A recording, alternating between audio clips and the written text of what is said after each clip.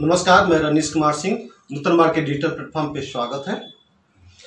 आज की विशेष भेंट वार्ता श्री शिवनाथ पुरी जी से हो रही है, जो एक अवकाश प्राप्त शिक्षक हैं और सामाजिक रूप से जुड़े हुए हैं, बहुत सारे सामाजिक एक्टिविटी भी करते हैं।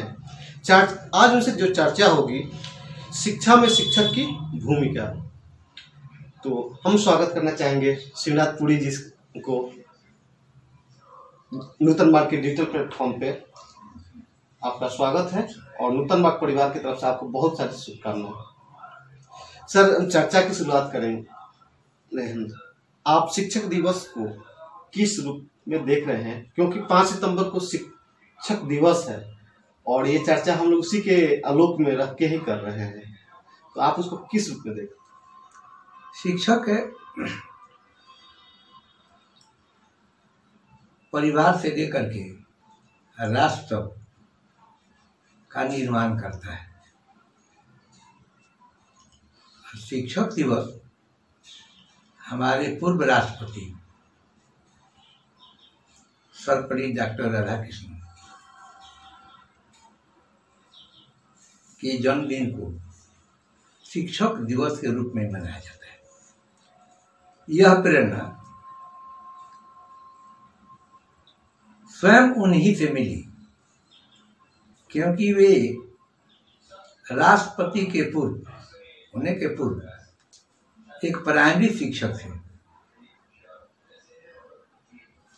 प्राइमरी शिक्षक से इतने बड़े दार्शनिक हुए कि विवेकानंद स्वामी और सर्वपल्ली डॉक्टर राधाकृष्णन जैसे दार्शनिक भारत में, आजाद भारत में तो पैदा ही नहीं हुए। जब लोग उनके जन्मदिन को मनाना चाहा तो उन्होंने कहा कि मेरा जन्मदिन सर्वपल्ली डॉक्टर राधाकृष्णन राष्ट्रपति के रूप में नहीं मनाया जाए, एक शिक्षक के रूप में, एक शिक्षक के जन्मदिन के रूप में मनाया जाए। तब से यह परंपरा चली। आज भी हम विद्यालयों में शिक्षक दिवस मनाया जाता था, लेकिन वह शिक्षक दिवस एक खानापुर हुआ करता था। एक 5 पैसे 10 पैसे का 1 रुपये का टिकट बढ़ता था। वह रुपया जो बच्चों से मिलता था, बाद में चल करके सरकार के कर्मचारियों से वसूल होने लगा और वह शिक्षक कल्याण कोष में जाने लगा। इस तरह से शिक्षक दिवस की धीरे धीरे अवमानना होने लगी। आज विद्यालयों में नहीं के रूप में मनाया ही नहीं जा रहा है। शिक्षक लोग भी बाहर समझने लगे थे शिक्षक दिवस को कि भाई एक टिकट बेचना है, कहां से, नहीं तो अपने पास से पैसा देना पड़ेगा। मैं भी शिक्षक था, लेकिन मैं विद्यालय काल से ही शिक्षक दिवस को शिक्षक दिवस में मनाता आ रहा हूं। मैं उस व्यक्ति का मैं पूजा करता हूं जो अपने शिक्षा के शिक्षक रूप में उन्होंने देश को शिक्षा दी। उन्होंने कहीं से भी अगर देखा जाए तो कहीं कुछ ऐसी बात नहीं मिलती है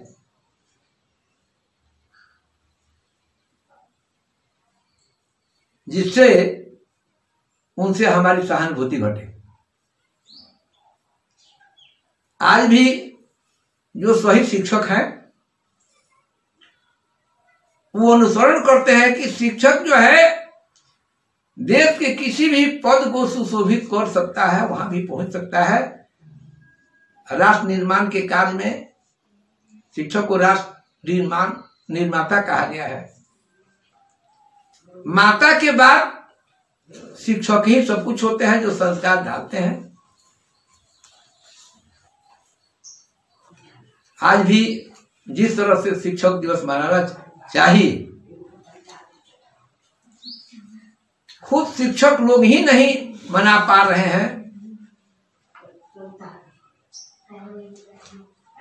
दूसरे की बात ही अलग है। बात सही है सर। हम लोग अपने टाइम में जब हम लोग स्कूलिंग कर रहे थे तो उस टाइम शिक्षक दिवस पे 5 पैसा और 10 पैसा का टिकट मिलता था, लेकिन वो धीरे धीरे प्रथा ही खत्म हो गई। और शिक्षक दिवस 5 रुपए का टिकट से नहीं होना चाहिए, लेकिन शिक्षक के ऊपर कार्यक्रम होना चाहिए। कार्यक्रम होना चाहिए और बच्चों में उस कार्यक्रम के माध्यम से कृष्णन सर्वपल्ली राधा कृष्णन जी उनके विचारों को। जब मैं हाई स्कूल में कलकत्ता पढ़ता था, शिक्षक दिवस के दिन हमारी प्रेरणा वहीं मिली, एक कार्यक्रम होता था। उस दिन विद्यालय के बच्चे शिक्षक बनते थे। विद्यालय के बच्चे शिक्षक बनते थे।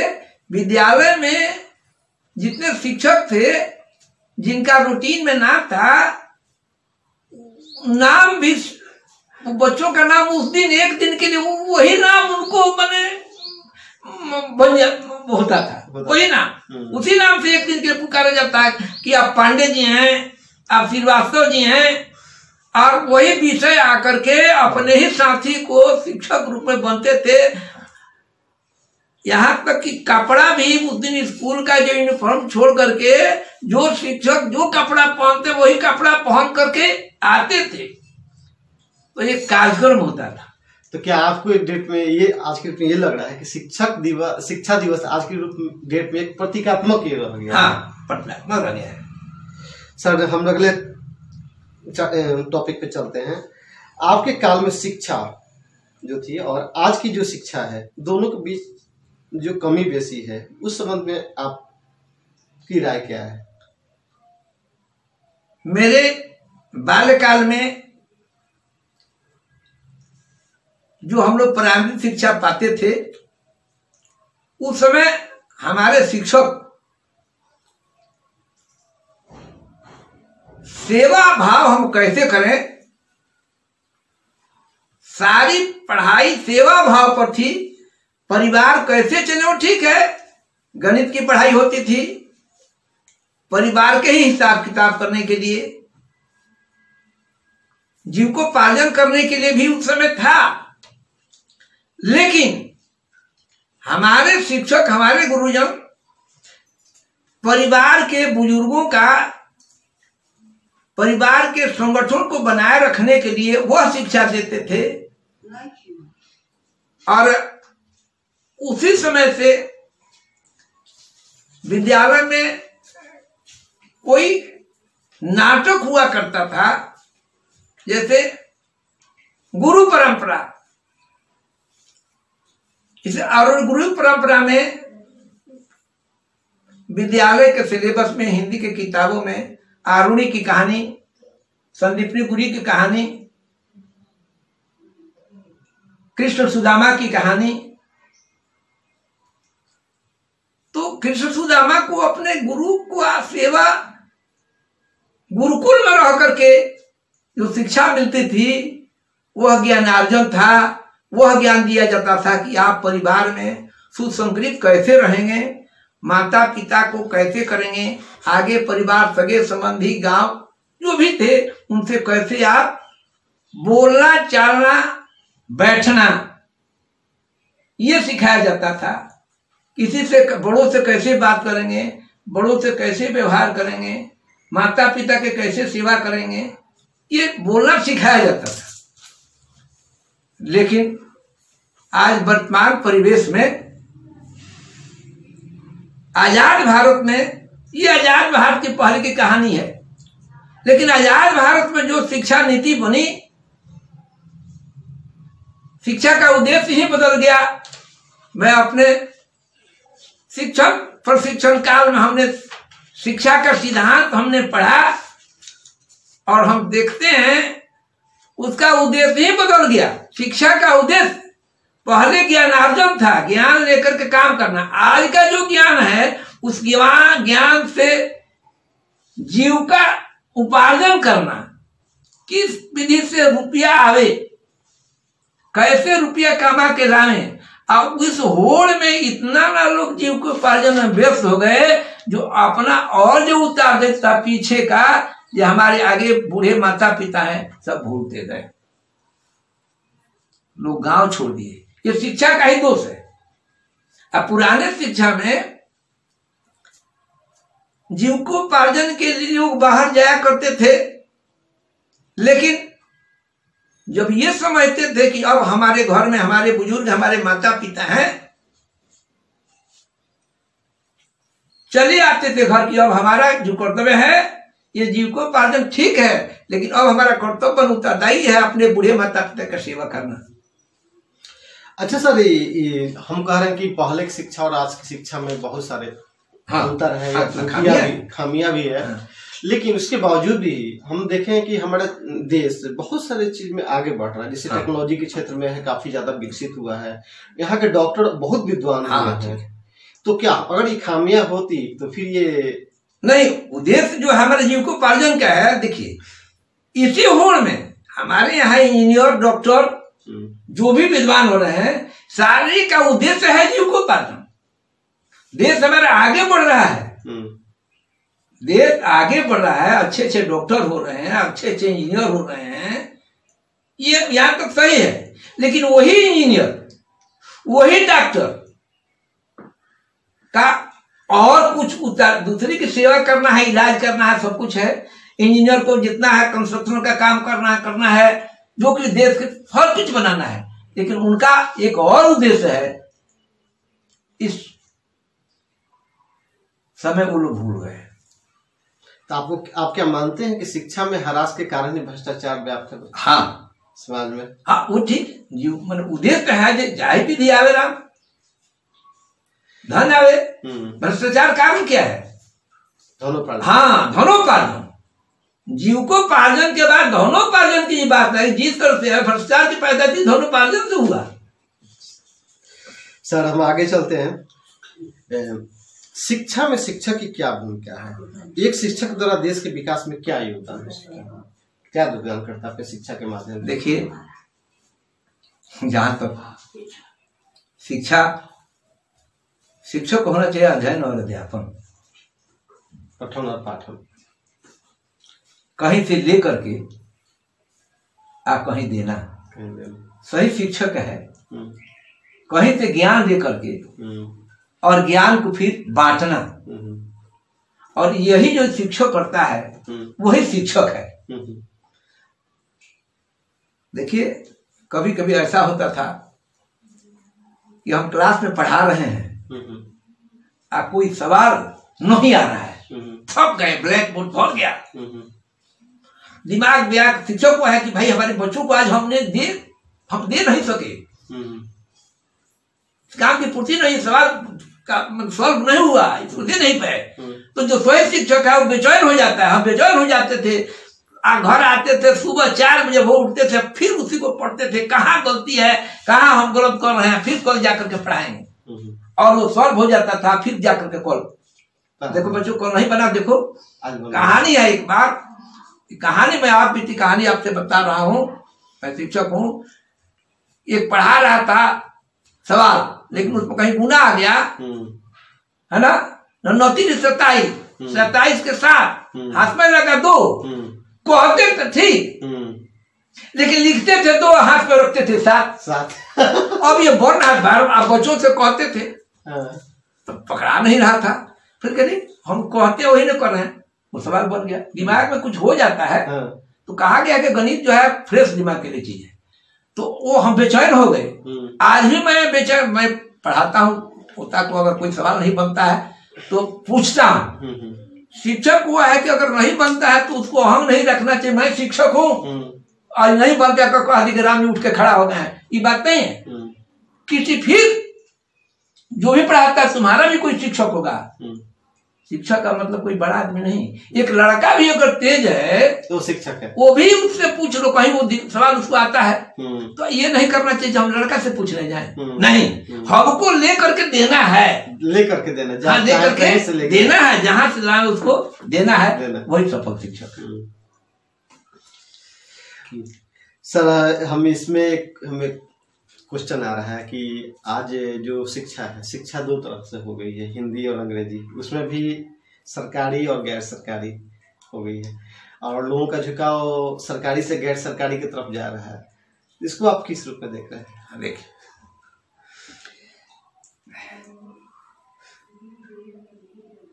ये दोनों जो है सही शिक्षा के अभाव में पढ़ रहे हैं जी, सही अज्ञानता बस जी, सरकारी शिक्षा, सरकारी व्यवस्था के कारण जी, चौपट हो गया है। क्योंकि मैं इससे गुजर चुका हूं। जी, जैसे आजकल जो है शिक्षकों को इतना ना गैर शैक्षणिक कार्य में फंसा दिया गया है, और शिक्षक भी वह शिक्षक जो शिक्षक होना चाहते थे वो शिक्षक नहीं है। नहीं है। अच्छा सर, एक बताइए, जितने सरकारी स्कूल के शिक्षक हैं उनकी विद्वता में कमी नहीं है, क्योंकि वो कमीशन पास करके आते हैं, और जो गैर सरकारी हैं वो कमीशन पास करके नहीं आते हैं, लेकिन फिर भी लोगों का झुकाव उसके जी नहीं, झुकाव ये है। आजकल लोग वास्तविकता को नहीं देखते हैं, वास्तविकता से दूर हो गए, दूर होकर के आकर्षण कहाँ है उनका। तो बात सही भी है, सरकारी व्यवस्था में अगर किसी को कहा जाए कि इस यूनिफॉर्म में आना है, तो वही जो गैर सरकारी में करता है वो उसमें नहीं करेगा, माने उसमें अभिभावक के भी दोष है। और उस तरह की व्यवस्था हो जाएगी उसी तरह के, तो लड़कों के माने यूनिफॉर्म है। क्योंकि मैं गवर्नमेंट स्कूल में तो नहीं, कलकत्ता प्राइवेट स्कूल में मैं पढ़ा हूँ कि एक दिन प्रार्थना से ही मुझे निकाल दिया गया। क्यों भाई, अब यूनिफॉर्म नहीं है। पहले हमारे गार्जियन जो है बचपन समझते थे यूनिफॉर्म क्या कहलाता है, स्कूल का ड्रेस तो हुआ, तो अब हम पढ़ने लगे।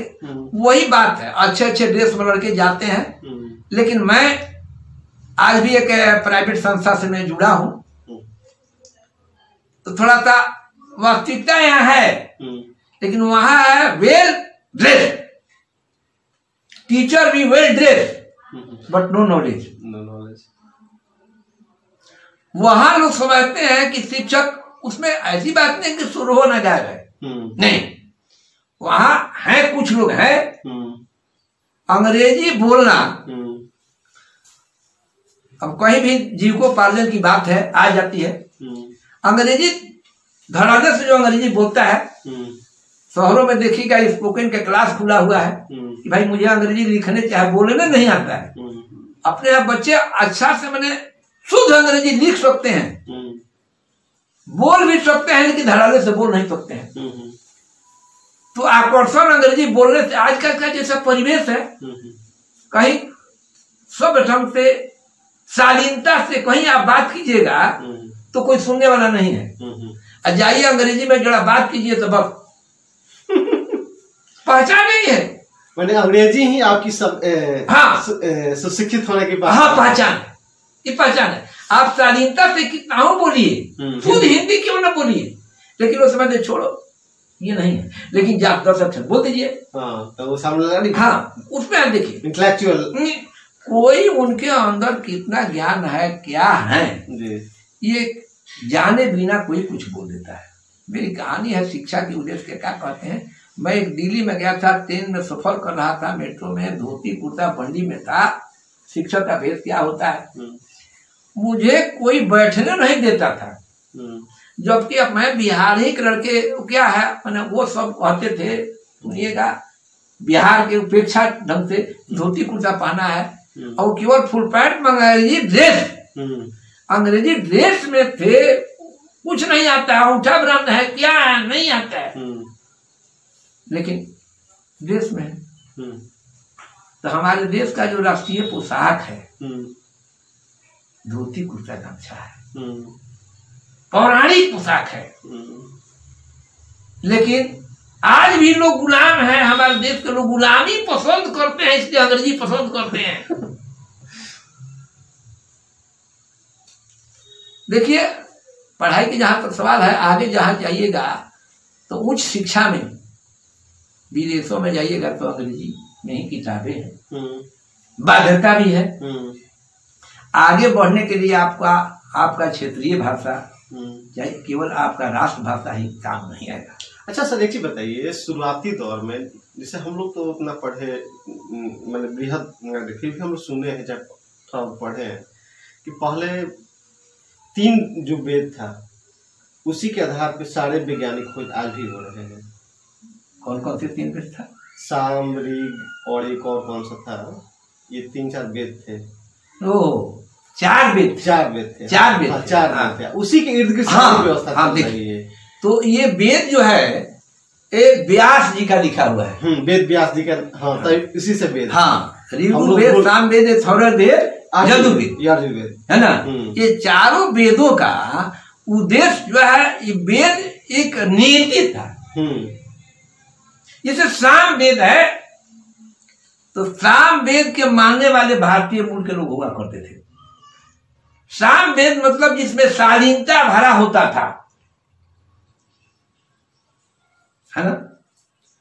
तो ये वेदों के आधार पर ही परिवार का, देश का बंटवारा था। चारों वेदों के अनुसार ही परिवार की ड्यूटी दी गई। सामवेद मतलब उच्च शिक्षा। जी। सामवेद का मतलब जो शिक्षा को ग्रहण करते थे। चारों वेदों का अलग अलग काम है। मतलब ये 4 वेद नहीं, ये परिवार के 4 अंग। परिवार के ये 4 अंग सब हुआ करते थे, जिससे एक परिवार चलता था, जिससे एक देश चलता था। ड्यूटी था। जैसे क्या है, यजुर्वेद देश की सुरक्षा से करता था। सारे वेदों की पढ़ाई ऋषि ही करते थे। वेद के चारों वेद पढ़ाते थे। शालीनता आ गई, शिक्षा, परिवार को ज्ञान अर्जन करके कैसे रहना है। तो उसमें क्या था, हथियार चलाना, धनुष बाण चलाना, क्या है, यजुर्वेद का है। तो चारों वेद का अध्ययन करके एक परिवार के एक आदमी सबका ज्ञान रहता था। परिवार का 4 सब। पहले 12 साल का जो ब्रह्मचर्य होता है, जो शिक्षा होती थी, ये 12 साल में ही ये चारों वेद का ज्ञान अर्जन करके उसी से वो लोग धनोपार्जन भी करते थे और परिवार भी चला। वहां जो शिक्षा लेने जाते थे, पहले जो एक बाण मंत्र के द्वारा बाण में वो शक्ति लाते थे। हाँ, शक्ति लाते थे, जिसके माध्यम से तो क्या शक्ति कहाँ से आती थी? सामवेद के चलते। वो शक्ति सामवेद से जाता था।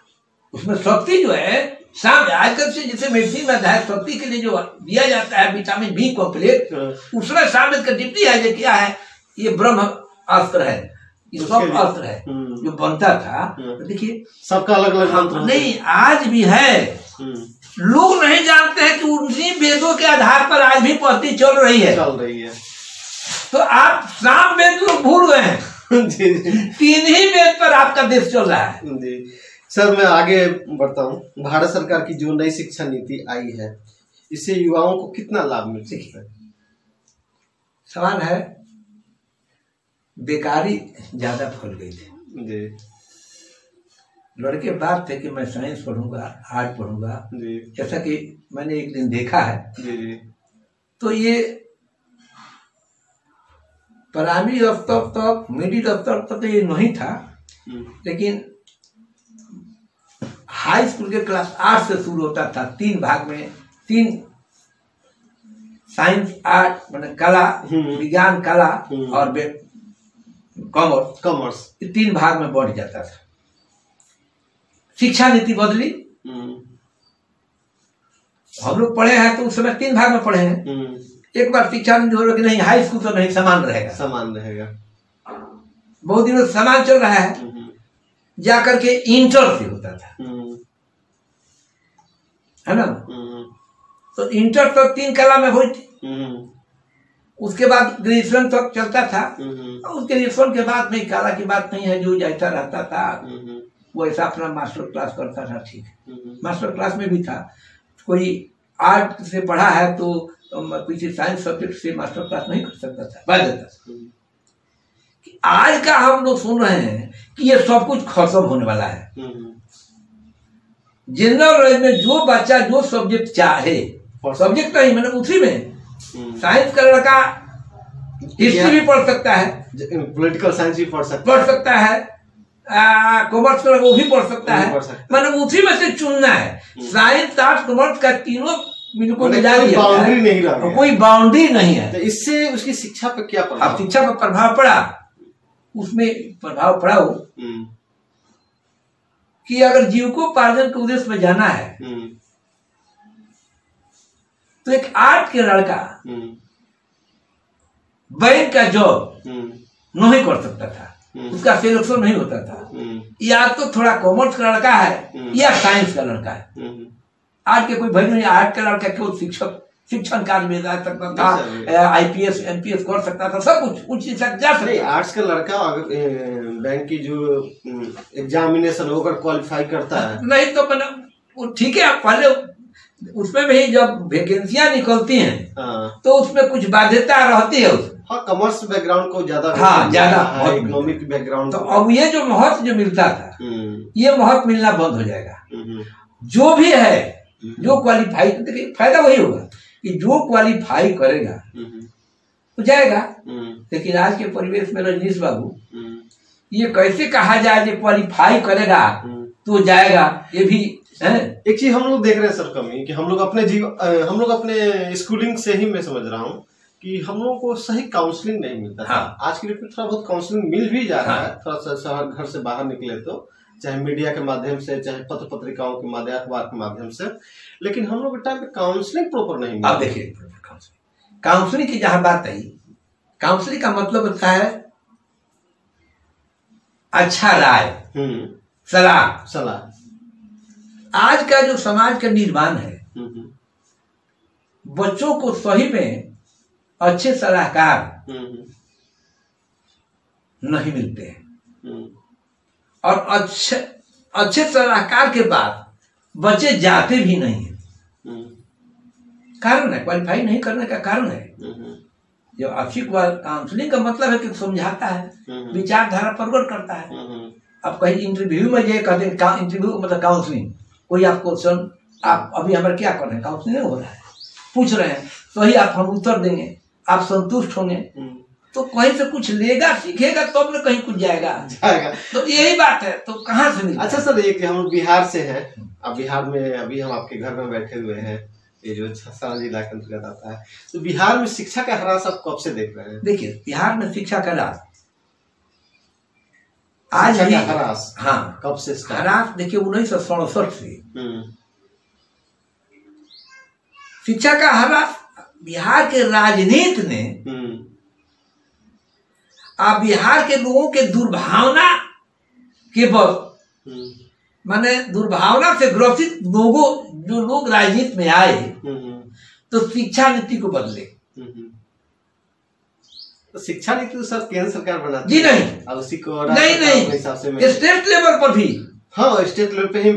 जैसे 1967 में कर्पूरी ठाकुर मुख्यमंत्री थे, तो अंग्रेजी शिक्षा उस समय, आज जो क्लास 3 मैंने लड़के जो 3 इयर्स के हैं वो पढ़ते हैं, उस समय हमारे जमाने में क्लास 8 से ABCD सिखाया जाता था, अंग्रेजी पढ़े जाते। अनिवार्य था अंग्रेजी पास करना, 11वीं के बोर्ड के परीक्षा 11 क्लास में होती। तो 3 साल में लड़के क्वालिफाइड नहीं हो सकते थे, मैंने क्वालिफाई न करते थे, कमजोर लड़के थे, तो अक्सर लोग फेल हो फेल हो जाते थे। तब रह गई उनकी परीक्षा, फिर दोबारा परीक्षा देना, नहीं जाना, अच्छे अंक से पास किया अंग्रेजी में, फिर करके एक विषय। तो कर्पूरी जी देखते थे कि बड़े बड़े घर के जो लड़के हैं उनको ट्यूशन मिलता है कहीं से, अपने को अच्छा उनका परिवेश जो है, वातावरण है, पास कर जाते हैं। लेकिन कमजोर वर्ग के लोग हैं वो प्राय पढ़ाई वहीं छोड़ देते हैं। अब उनका एडमिशन कॉलेज में विदाउट अंग्रेजी होता नहीं था, इसकी मान्यता नहीं, अंग्रेजी फेल माना जाता था, इसके बीच में पढ़ाई उनकी स्थगित हो जाती थी। तो 1967 में उसको चला था। अच्छा सर, इसी पे हमें एक याद आया, कभी जो नई शिक्षा नीति आई है उसमें ये किया गया है कि हम क्लास 6 से लड़का अगर चाहे तो वोकेशनल कोर्स कर सकता है। हाँ। तो ये वोकेशनल कोर्स उसका क्या एडिशनल क्या डिवाइस है? हाँ, उसका यही बात है ये बचपन से जो अध्ययन करेगा उसकी कुशलता बढ़ेगी, उसमें वो कुशल होगा, तो मैंने वो रोजगार परक होगा। हाँ, रोजगार परक होगा।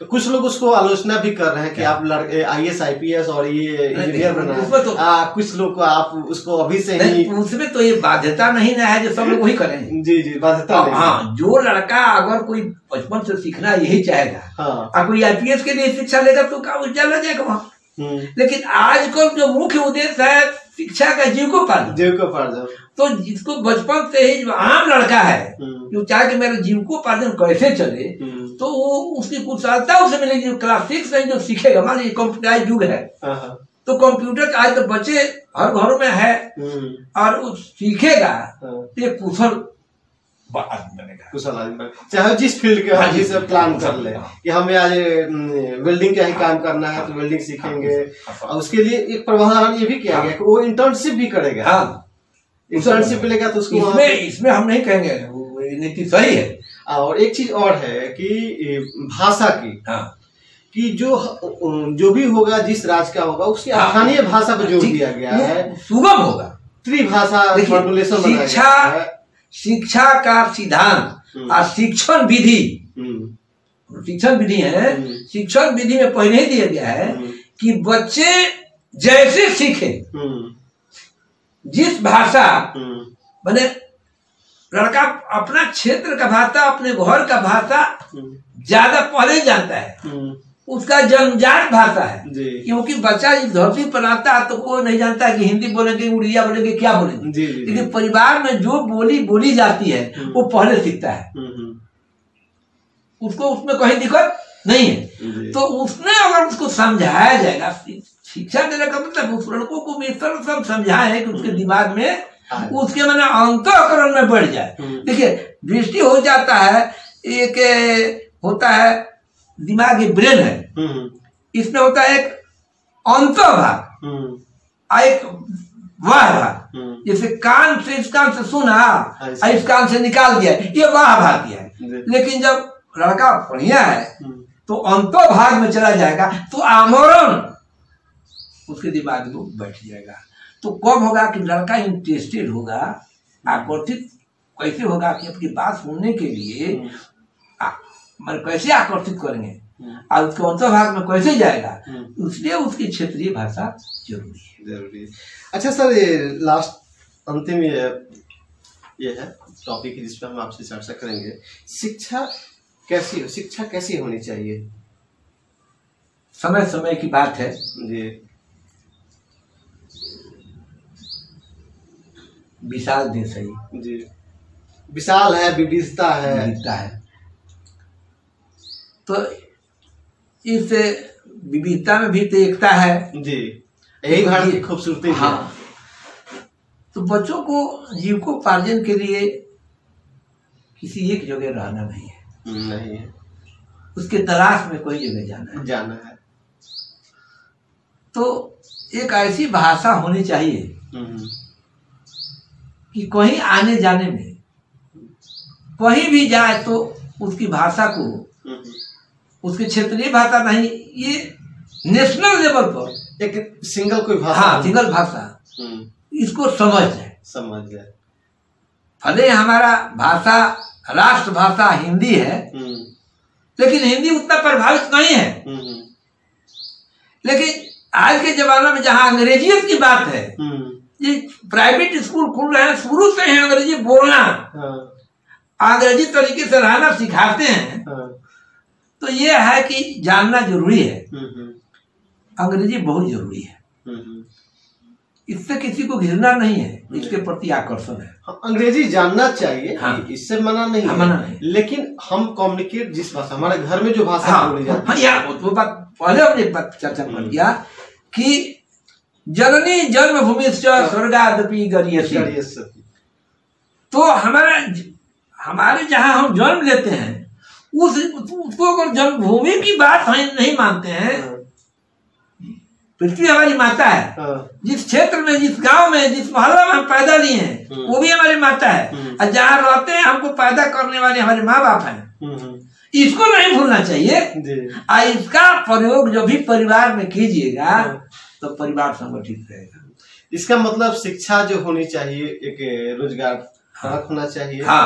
लोगों बच्चों को शिक्षित करें कि परिवार और समाज को कैसे विकसित करना है, राष्ट्र को कैसे बनाना है, इस टाइप की शिक्षा होना चाहिए। और उसमें राष्ट्रीयता आनी चाहिए, होनी चाहिए। और देखिए जिस तरह से जन्म लेता है आदमी, आज जितना दिन जीता है उतना दिन समय समय के अनुसार उसकी एक्टिविटी है, उसका कर्तव्य है। बाल काल में आप परिवार के दायरे में रहते हैं जी, प्राइमरी स्टेज तक तो घर में जो काम है उसी के बारे में आप सोचते हैं। जे उससे बाहर निकलिएगा आपका कर्तव्य बदलते जाएगा। उसी के अनुसार शिक्षा होना चाहिए। अंत में आप गांव से हो गए पंचायत, पंचायत से प्रखंड, प्रखंड से जिला, जिला से कमिश्नरी, कमिश्नरी से स्टेट, स्टेट से राष्ट्र। तो जैसे ये लेवल बदलता है वैसे शिक्षा भी बदलना चाहिए तो वहां तक आप पहुंच जाए। तो जीविकोपार्जन उद्देश्य है, राष्ट्र के लिए भी सोचना है आपको। आप वैसी शिक्षा ग्रहण कीजिए जिससे राष्ट्र का कल्याण हो। आप जैसे कि ये अभी डिप्टी हमारी डिप्टी है कि अभी हम घर के कल्याण के बारे में सोचते हैं, हमारे घर पर दरवाजे पर कौन काम है इसके बारे में सोचते हैं कैसे होगा। उसके बाद पंचायत का सरपंच सोचेंगे, जिला का सब सोचेंगे। हमारे उम्र के अनुसार जो हमारी उत्तरदायित्व है वो बढ़ती जाती है। तो वैसी शिक्षा लेनी चाहिए कि किस उम्र में हम कहाँ तक मैंने आज हम राष्ट्र के बारे में सोचेंगे। आप बच्चों को हमेशा राष्ट्र हित के बारे में बचपन से ही राष्ट्रीयता की शिक्षा देनी चाहिए। बहुत बहुत धन्यवाद सर, बहुत कुछ मिला और हमारे दर्शक भी इससे कुछ ज्ञान अर्जन करेंगे और हो सकता है इससे अपने आप को देखिए विकसित करें। ये आवाज